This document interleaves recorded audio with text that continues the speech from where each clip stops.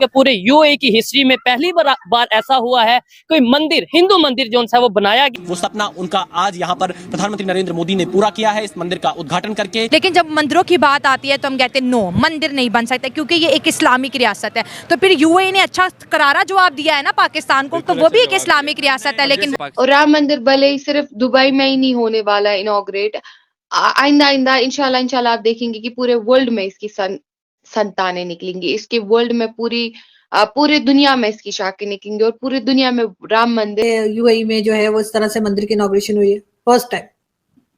Definitely मुझे बहुत बहुत प्राउड फील होता है। और वो कह रहे हैं कि जब मेरी थर्ड टर्म आएगी तो इंडिया थर्ड बड़ी इकोनॉमी होगी। जितनी भी गल्फ कंट्रीज हैं इंडिया से ना सिर्फ मोहब्बत करती हैं, प्यार करती हैं, बल्कि उनके लिए मौके भी बहुत दे रही हैं। इस वक्त इंडिया और हिंदू बहुत पावरफुल हो गए हैं। नहीं, इंडिया पावरफुल है, इसमें कोई शक नहीं है। इस टाइम जो इंडिया के हालात हैं, जो मतलब जो गवर्नमेंट है वो इस टाइम बहुत तरक्की कर रही है। इस चीज़ में जहाँ पे पॉपुलेशन है, मिनॉरिटीज़ हैं, तो वहाँ पे उनको राइट टू वर्शिप मिलना चाहिए।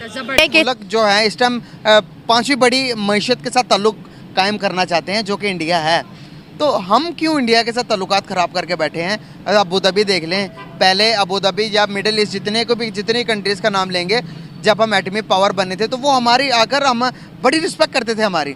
आज हमने क्या किया? हम उनसे जाकर मांग रहे हैं, हम मांगने जाते हैं, लेकिन इंडिया वहाँ पर देखें अपनी नई फैक्ट्रीज खोलने जाता, अपने बिजनेस को शुरू करने जाता। क्या डिफरेंसेस देखते हैं? सर डिफरेंसेस बहुत ज़्यादा हैं। क्या ये सपना हुआ करता था कि अबू धाबी में मंदिर होगा?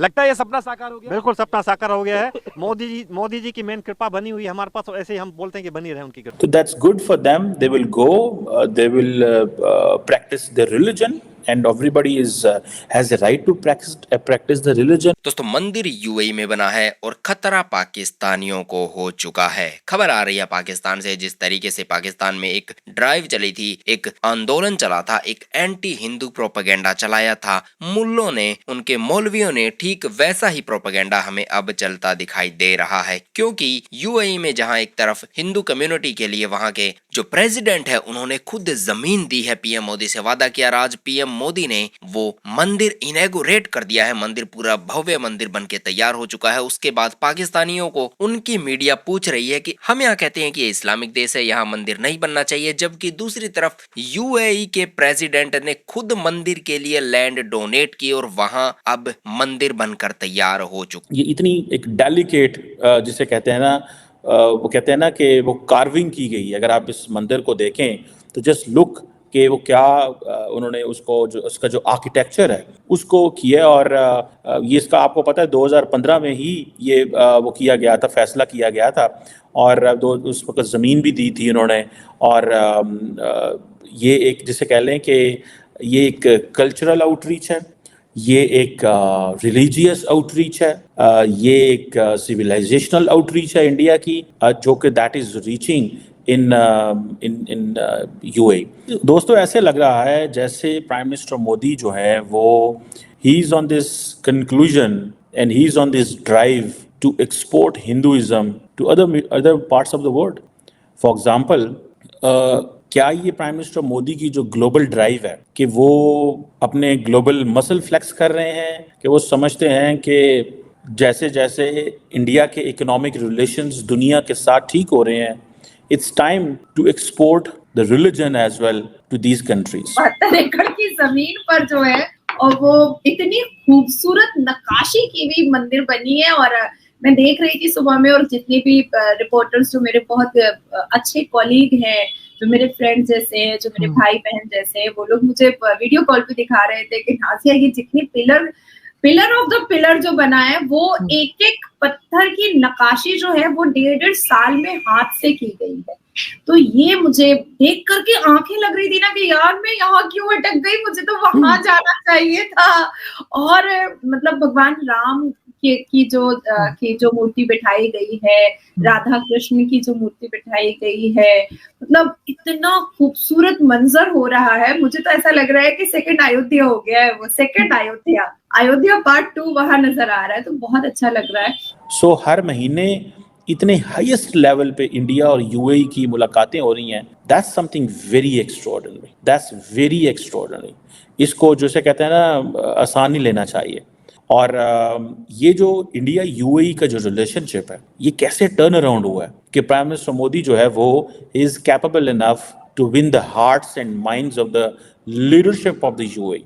एक तो जाहिर बात है इसका ताल्लुक जो है वो इस चीज़ से भी है कि इंडियंस इतनी बड़ी तादाद में वहाँ पे मौजूद हैं that they have already win the people of United Arab Emirates with the work, और वो समझते हैं कि ये हमारे लिए एक इम्पॉर्टेंट चीज़ है।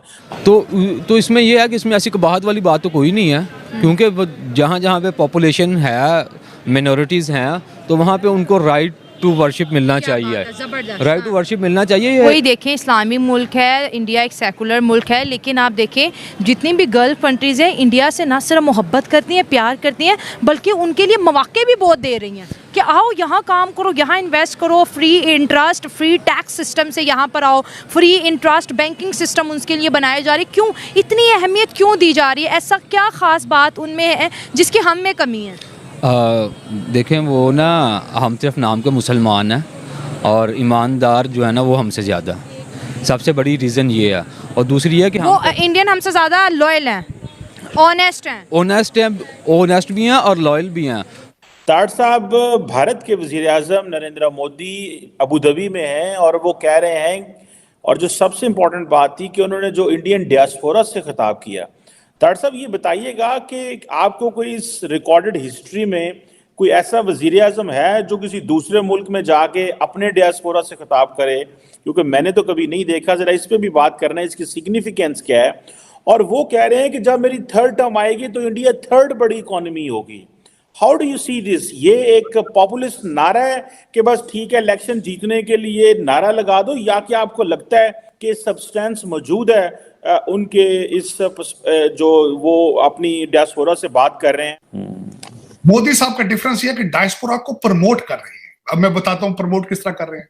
उन्होंने वहां पे एक नया कार्ड आज इंट्रोड्यूस किया जिसका नाम रुपया है।